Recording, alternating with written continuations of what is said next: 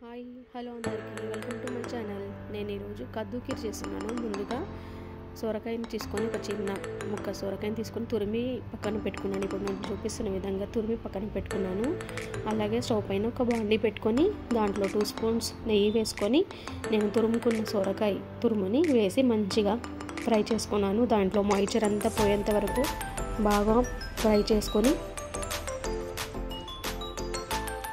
పక్కకు పెట్టుకున్నాను. అలాగే ఇప్పుడు స్టవ్ పైన ఒక బాండ్లీలో పాలు బాగా మరిగించి పక్కకు పెట్టుకున్నాను.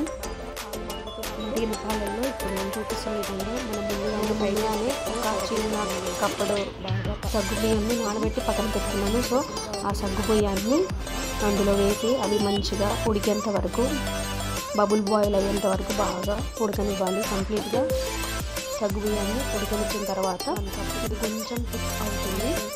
సో ఎక్కువగా తింటే 1 కప్ లేదా తక్కువ తింటా ఉన్న వాళ్ళు 1/2 కప్ షుగర్ని వేసుకోవాలి. నేను ఇక్కడ 1/2 కప్పు షుగర్ వేస్తున్నాను.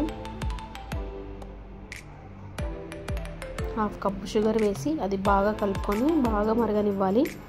అలాగే నా దగ్గర ఇక్కడ స్వీట్ కోవా ఉంది. సో నేను స్వీట్ కోవాని కూడా హాఫ్ కప్పు అంటే ఒక 3 స్పూన్స్ అవుతుంది. ఆ 3 స్పూన్స్ కోవాని కూడా అందులో వేసి బాగా మరిగించుకున్నాను. ఆ తర్వాత పక్కన ఒక ప్యాన్లో మరిగించుకొని కొద్దిగా నెయ్యి వేసుకొని ఇక్కడ కాజు, జీడిపప్పు, బాదం, కిస్మిస్ ఇవన్నీ ఫ్రై చేసుకోవాలి.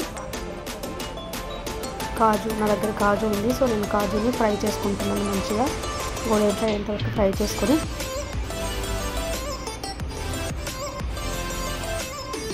కీర్లో వేసేసుకోవడం. ఇప్పుడు కోవాని వేస్తున్నాను. కోవాని వేసి బాగా కలుపుకొని కొద్దిసేపు అలా మరగనిచ్చి ఫైనల్గా జీడిపప్పుతో గార్నిష్ చేసుకోవాలి. అంతే, ఎంతో యమ్మీ అండ్ టేస్టీ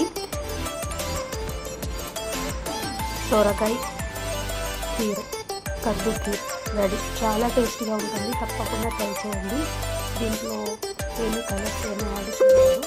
సో న్యాచురల్గానే చాలా టేస్టీగా ఉంటుంది. తప్పకుండా ట్రై చేయండి. నచ్చితే లైక్ చేయండి. నా ఛానల్ని సపోర్ట్ చేయండి. Thank you for watching friends.